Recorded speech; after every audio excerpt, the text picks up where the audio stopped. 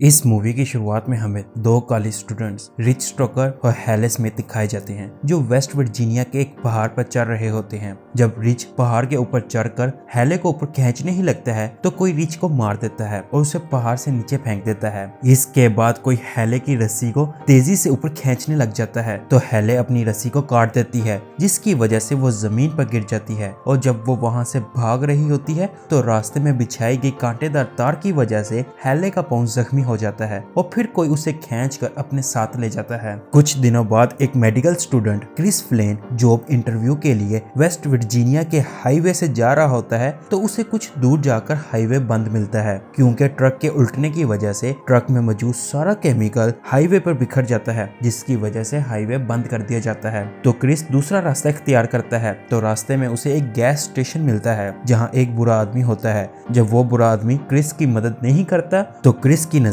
दीवार पर लगे हुए एक मैप पर पड़ती है तो इस मैप के जरिए क्रिस को अपनी मंजिल तक पहुंचने के लिए कच्चा रास्ता मिल जाता है। जब क्रिस उस रास्ते पर जाता है तो उसका ध्यान भटक जाता है और उसकी कार रोड के बीच में खड़ी रेंज रोवर में लग जाती है जिसके टायर्स पंक्चर हुए होते हैं। ये रेंज रोवर दरअसल कैंपिंग ट्रिप पर आए हुए स्टूडेंट्स की होती है जिनमें जैसी, कॉली, स्कॉट, इवन और फ्रांसिन होते हैं। जैसी को दरख्त के साथ लिपटी हुई कांटेदार तार मिलती है जिसकी वजह से उनकी गाड़ी का टायर पंक्चर हुआ था। इसके बाद क्रिस, जैसी, कॉली और स्कॉट जंगल में मदद ढूंढने के लिए जाते हैं और इवन और फ्रांसिन गाड़ी के पास खड़े रहते हैं तो कोई दरख्तों के पीछे से उन दोनों पर नजर रखे हुए होता है। जब फ्रांसिन क्रिस की गाड़ी को चेक कर रही होती है तो इवन को कुछ आवाजें सुनाई देती हैं तो इवन देखने के लिए दरख्तों की तरफ जाता है। कुछ देर बाद फ्रांसिन को शक पड़ता है कि इवन कहीं गायब हो गया है तो वो इवन को ढूंढने के लिए जंगल में जाती है जहां उसे इवन का जूता और कटा हुआ कान मिलता है। जब वो डर कर भागने ही लगती है तो कोई पीछे से कांटेदार तार को फ्रांसिन के मुंह के गिर्द लपेट कर उसे मार देता है।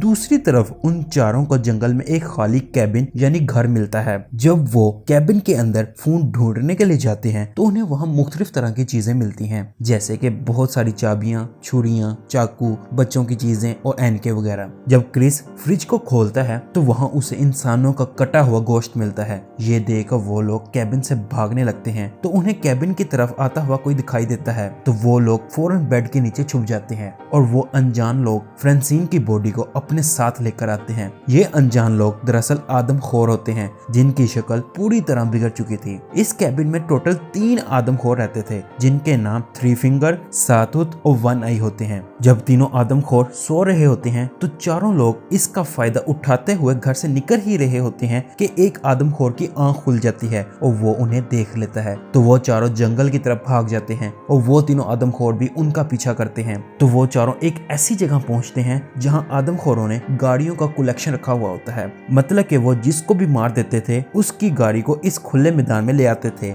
जब वो चारों गाड़ियों में अपने काम की चीजें ढूंढ रहे होते हैं तो वो तीनों आदमखोर भी यहाँ आ जाते हैं। क्रिस उनका ध्यान भटकाता है ताकि उसके दोस्त उन आदमखोरों के ट्रक को लेकर वहां से भाग जाएं। तो एक आदमखोर क्रिस की टांग पर गोली मार देता है। जब वो आदमखोर क्रिस को पकड़ने के लिए जाते हैं तो स्कॉट उनका ध्यान अपनी तरफ लाता है और जंगल की तरफ भाग जाता है। तो जैसी और कॉली क्रिस को लेकर ट्रक में बैठ जाते हैं और फिर ट्रक को स्कॉट के पास लेकर जाते हैं। इससे पहले कि स्कॉट उस ट्रक में बैठता 3 तीर स्कॉट के सीने में लग जाते हैं और वो वहीं मर जाता है। ये देखकर जैसी ट्रक को वहां से भगा लेती है और तीनों आदमखोर स्कॉट की बॉडी को अपने साथ ले जाते हैं। इतने में रात होने वाली होती है और उन्हें रास्ते में एक वॉच टावर नजर आता है। जब वो वॉच टावर के ऊपर चढ़ते हैं तो उन्हें वहां एक रेडियो मिलता है लेकिन इस रेडियो से कोई रिस्पॉन्स नहीं आता। इतने में क्रिस को आदमखोर नजर आते हैं जिनके हाथों में मशाल होती हैं। जब वो आदमखोर वहां से जाने ही लगते हैं तो रेडियो पर कोई उनसे बातें करने लग जाता है जिससे आदमखोरों को उनके बारे में पता चल जाता है और वो वॉच टावर को आग लगा देते हैं। तो वो लोग खिड़की से दरख्तों पर छलांग लगा देते हैं तो आदमखोर भी उनको देखकर दरख्तों पर चढ़ने लग जाते हैं। तो 3 फिंगर अचानक पीछे से आकर काली के मुंह पर कुल्हाड़ा मारता है तो जैसी और क्रिस वहां से भागकर एक गाड़ में छुप जाते हैं जहां जैसी उसे बताती है कि जब मेरे बॉयफ्रेंड से ब्रेकअप हुआ तो मेरे सब दोस्तों ने मेरा ध्यान दूसरी तरफ लगाने के लिए ये ट्रिप प्लान किया था लेकिन उन आदमखोरों ने मेरे सारे दोस्तों को मार दिया है। इसके बाद वो दोनों गाड़ में रात गुजारते हैं। जब सुबह होती है तो उन्हें जंगल के बीच में एक सड़क नजर आती है तो इतने में वहाँ आदमखोर भी आ जाते हैं जो जेसी को अपने साथ कैबिन में ले आते हैं और क्रिस को फाड़ी से नीचे फेंक देते हैं। तो क्रिस को इस रोड पर एक पुलिस वाला आता हुआ दिखाई देता है, तो वो उसके पास मदद मांगने के लिए जाता है कि इतने में एक तीर उस पुलिस वाले की आंख में लग जाता है। तो क्रिस उस पुलिस वाले की गाड़ी के नीचे छुप जाता है और साथ उस गाड़ी को अपने साथ कैबिन में ले जाता है और क्रिस भी इस गाड़ी के साथ लटक जाता है।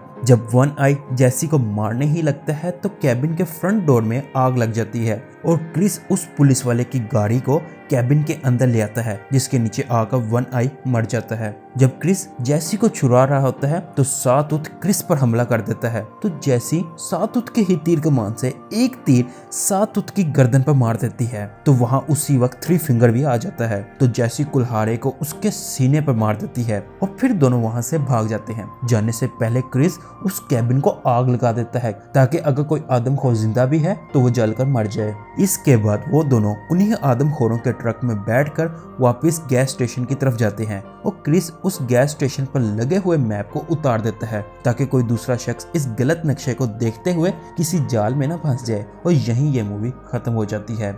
इसके पोस्ट क्रेडिट में दिखाया जाता है कि एक पुलिस वाला उसी रात को जले हुए कैबिन की इन्वेस्टिगेशन कर रहा होता है कि थ्री फिंगर पीछे से आकर उस पुलिस वाले को कुल्हाड़े से मार देता है और यहीं पर इस मूवी का दी एंड हो जाता है।